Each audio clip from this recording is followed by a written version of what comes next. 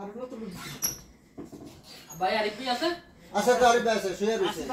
ভাই ওই ক্যাম্পাসে নতুন লোক আইছে, নতুন লোক দিছে। ও ভিতরে যাবো ভিতরে। আসসালামু আলাইকুম। তুমি নতুন লোক? হ্যাঁ ভাই। তুমি তো যাত্রা দিয়ে ভুল করে লাইছো।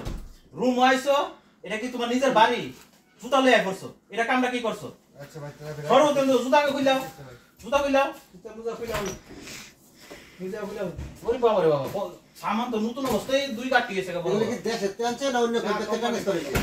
কিন্তু একবার দেশ পাইছো? হ্যাঁ ভাই। দেশে তো আইতি তোমার এত সামান আর বছর গেলে কি হইব? বিদেশ আইছো তো পাঠাইছে কেন তোমারে? এই তো বাবা পড়াইছে। মা বাবা পাঠাইছে, মনে মা বাবার কথা শুনছো না? এলে কইছে গা টাকা দিয়েছে বিদেশ যা, বিদেশ কই রাখা। বিদেশ পাইছো ভালো কথা, আমরা দেখছো না কতগুলো লোক সবাই পুরান, একজন 10 বছর 20 বছর অনেক রয়ে গেছে গা। আমরা বাদ পাইতেছে আমরা নতুন করে আমরা লোক জরিন করছো, এবার ঠেলালো বিদেশ কত মজা এবং বুঝতে পারবা। বাপের উঠলো তো ভাত খাইছো মজা মজা করে, এখন বিদেশের বাদ দেওয়া কেমন লাগে। রুম আইছো ভালো কথা, রুমের নিয়ম কারণ আছে, নিয়ম কারণ মানে চলতে হইব, ঠিক আছে? বড় ভাইরা কেমনে কি কর শুনে থাকতে হইব, যদি না থাকতে পারো রুম থেকে বাইর করে দেব, ঠিক আছে? বুঝছো? এই যে আমার বড় ভাই দেখছো, এই হলো রুমের সবচেয়ে বড় বড় যেটা বস ক। এই ভাই যেই কথা কয় আমরা সবাই শুনি, তোমারও ভাইয়ের কথা মতো চলতে হইব, কিছু বুঝছো? রুমের ভিতরে আরেকটা কারণ আছে, 10টার পর লাইট বন্ধ, কথাবার্তি রুমের ভিতরে নাই 10টার পরে, বা ফ্যামিলির লোক কথা কইতে বাইরে, ফ্যামিলি কাজ দিতে হে বাইরে, কোন কথা নাই। ভাই কি কো, ভাই কথা মতো চলবা। আর এই রুমের মধ্যে 10টা সিট 10 জন লোক থাকে, 10টা লোক মনে করো 10 ডিস্ট্রিক্টের হয়, আবার ইন্ডিয়ান আছে, পাকিস্তানি আছে, বিভিন্ন কান্ট্রির থাকে, সবার সাথে অ্যাডজাস্ট করে থাকতে হইব। বাংলাদেশে কি করছে সব ভুলে দাও, যদি কমন মতো চলতে পারো রুমে বিশৃঙ্খলা করতে পারবে না। এসব কথা বাইরে থাকতে হবে তো, থাকতে পারলে উল্টা পাল্টা করে কিন্তু রুমতে বাইর করে দেব, ঠিক আছে। কি হইছে বুঝছো? ঠিক আছে। কারণ আমরা 22 বছর একসাথে চলাফেরা করতেছি, 22 বছর বিদেশের সার্ভিস আমার।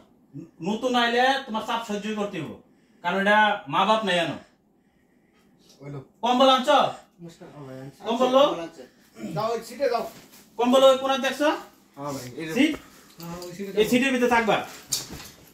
আর সিটে যখন উঠবা না, হ্যাঁ। সাবধানে এই সিট যাতে না লড়ে, বলে নিচের লোকে তোমার কিন্তু কমপ্লেইন দিব, আচ্ছা ভাই ঠিক আছে। ঠিক আছে? কমপ্লেইন দিব। আচ্ছা। আর কমপ্লেইন দিব তোমার ক্যাম্পাসের কাছে দেইবা তুমি। হ্যাঁ যদি কিছু করে কমপ্লেইন দিব কে? আর কথা তোমার যদি ভালো না না ক্যাম্পাসের কাছে না সিটে যখন উঠতে সময় নিচের লোকের ডিস্টার্ব হয়, সমস্যা হয়। ভাই। একটু একটু তো ওই ব্যাপারে কয়ে দিলে তোরা বালা। হ্যাঁ ও কইছে ভালো কথা। ঠিক আছে? তারপরে তুমি অবস্থা উঠছো, আর এটা তো বুঝছো রাত 10টার পরে লাইট বন্ধ হয়ে যাবে, ঠিক আছে? মাথা নাই। আর এই বাইরের কথা মতো চলবা। কত লাখ টাকা দাইছো? এই তো 5 লাখ টাকা দাও। 5 লাখ টাকা দাইছো। এবার কয় দিনের হাতে তোড়া যাবে? গপ্প কথা মাথা ঠিক। এটা দেখো, এটা মাথা মাথা ঠান্ডা রাখা বিদেশ করো।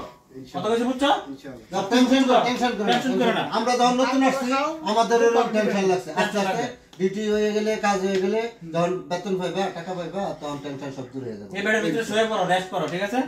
হ্যালো ফ্রেন্ডস, আমরা যে ভিডিওটা করছি, আইছো না? প্রায় রুমে দেখা যায় যে নতুন প্রবাসী আসে তখন তার সাথে কি করে মিসবিহেভ করে, যেমন আমরা শুরুতে যে ব্যবহারটা করছি এরকম ব্যবহার করে। এরকম ব্যবহার কেউ করেন না, কারণ নতুন একটা প্রবাসী আসে, এমনি একটা মাথার মধ্যে একটা চাপ থাকে, ঠিক আছে?